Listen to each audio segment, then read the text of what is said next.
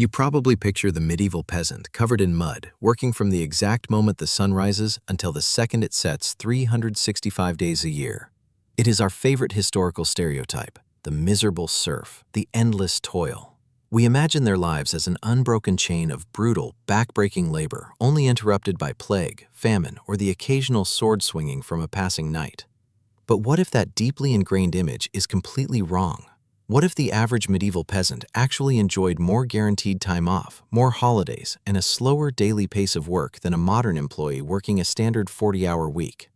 How could the lowest, most vulnerable class of the European feudal system possibly have better vacation benefits than you? To understand how we got the medieval world so incredibly wrong, we have to forget the Hollywood mud and look at how time actually functioned before the invention of the clock. In the manorial estates of 13th century England, specifically, in meticulously documented villages like Elton and Cambridgeshire, time was not a grid of hours that you could buy, sell, or steal. Time belonged to God. It belonged to the seasons, and it belonged to the sun.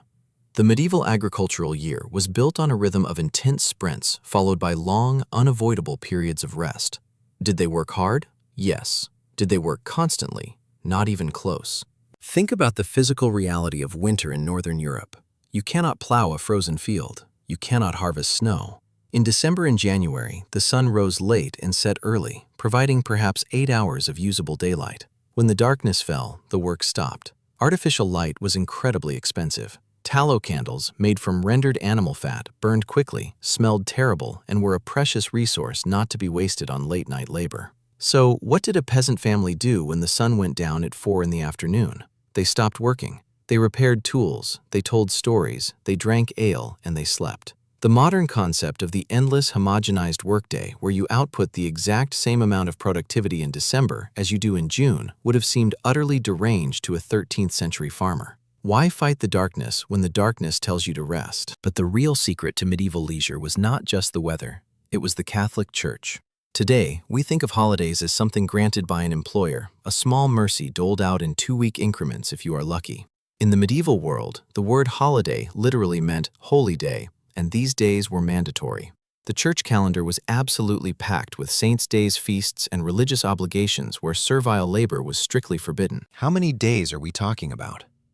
The sociologist and economist Juliet Schor, in her groundbreaking book, The Overworked American, analyzed pre-industrial labor patterns and found something astonishing. When you add up Sundays, the weeks of Christmas, Easter, and midsummer, plus the dozens of local patron saints' days, a typical peasant in medieval England or France enjoyed at least 150 days off a year. Some estimates push that number closer to 170 days. That is nearly half the year free from agricultural labor. Could you imagine taking half the year off right now? Let us walk through a typical medieval calendar to see how this actually worked. The Christmas season was not a single stressful day of opening presents and rushing back to the office. It was the legendary 12 days of Christmas. From December 25th to January 6th, all work on the manor ceased. The lords hosted massive feasts for their tenants, serving meat, white bread, and vast quantities of ale. Following the long winter slumber came Plough Monday, the traditional start of the agricultural year, which was celebrated with more drinking and village games. Then came Easter, which required another full week of mandatory rest. Then came May Day, celebrating the arrival of spring. Then came Hocktide. Then came Whitsun. Then came the midsummer feasts. Then came Lammas in August, celebrating the first wheat harvest. Then came Michaelmas in September. Then came Martinmas in November, when the livestock were slaughtered and salted for the winter, prompting yet another massive feast. Was the system perfect?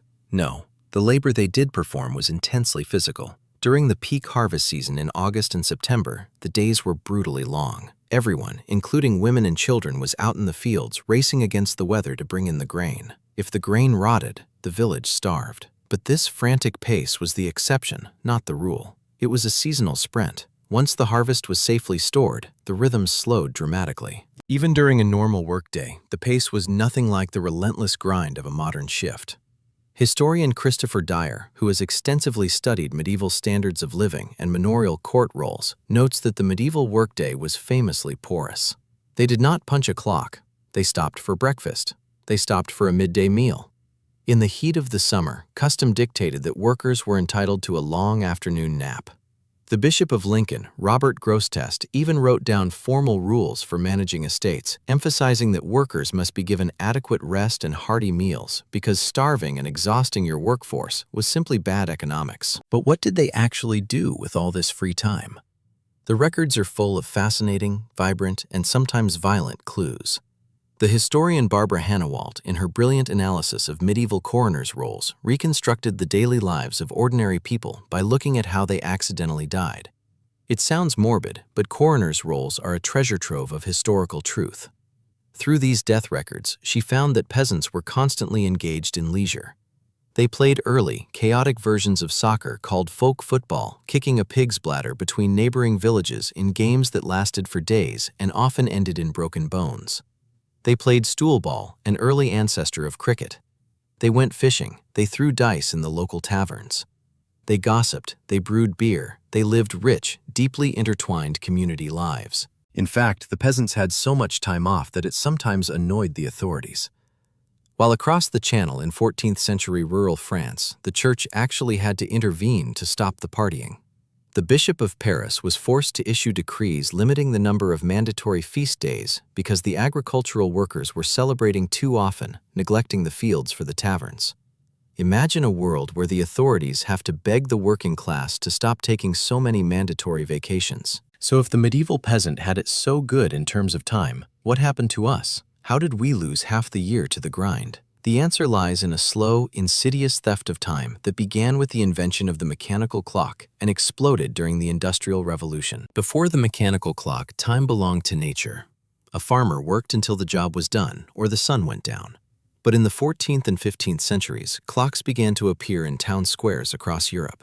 Suddenly, time was no longer a fluid, natural process. It was a mathematically precise unit.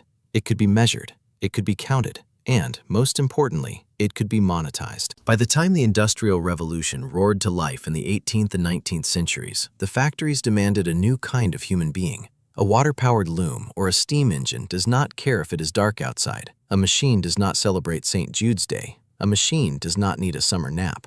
The factory owners realized that if the machines were going to run all day, the people had to run all day too. The centuries-old rhythm of sprints and rests was violently shattered. The early industrial capitalists deliberately campaigned against the old medieval calendar. They viewed the dozens of saints' days and peasant holidays as inefficient, superstitious, and lazy. One by one, the holy days were stripped away. The feast days were canceled. The 12 days of Christmas were reduced to one single day off. By the 1840s, an average factory worker in England was laboring an astonishing 3,100 hours a year, working up to 16 hours a day, 6 days a week, in horrific conditions. The medieval peasant, by comparison, likely worked around 1,400 to 1,600 hours a year. We eventually fought back, of course. The labor movements of the 19th and 20th centuries bled and died to claw back some of that stolen time, eventually winning the weekend and the standard 8-hour day. But we never fully recovered what the medieval peasant had. We accepted the premise that our default state is labor and that rest is a rare privilege we must earn. This brings us to a strange, almost uncomfortable modern echo. Today, we live in the wealthiest, most technologically advanced society in human history. We have artificial intelligence, global supply chains, and machines that can do the work of 1,000 men in a single second. Yet, in the United States, the average worker receives about 10 to 14 days of paid vacation a year. Millions receive zero. We wear our exhaustion like a badge of honor. We answer emails at 10 o'clock at night. We eat lunch at our desks while staring at spreadsheets. We have traded the mud and the manor for ergonomic chairs and glowing screens, but in the process, we have willingly submitted to a schedule that would have caused a 13th century peasant revolt. Of course, our understanding of this world is always evolving. When historians and anthropologists piece together the daily lives of medieval people, they rely on surviving manorial court rolls, tax ledgers, religious decrees, and archaeological evidence, interpreting a complex past that we are still uncovering. History is an active, living discipline, and new discoveries constantly refine our view of the past.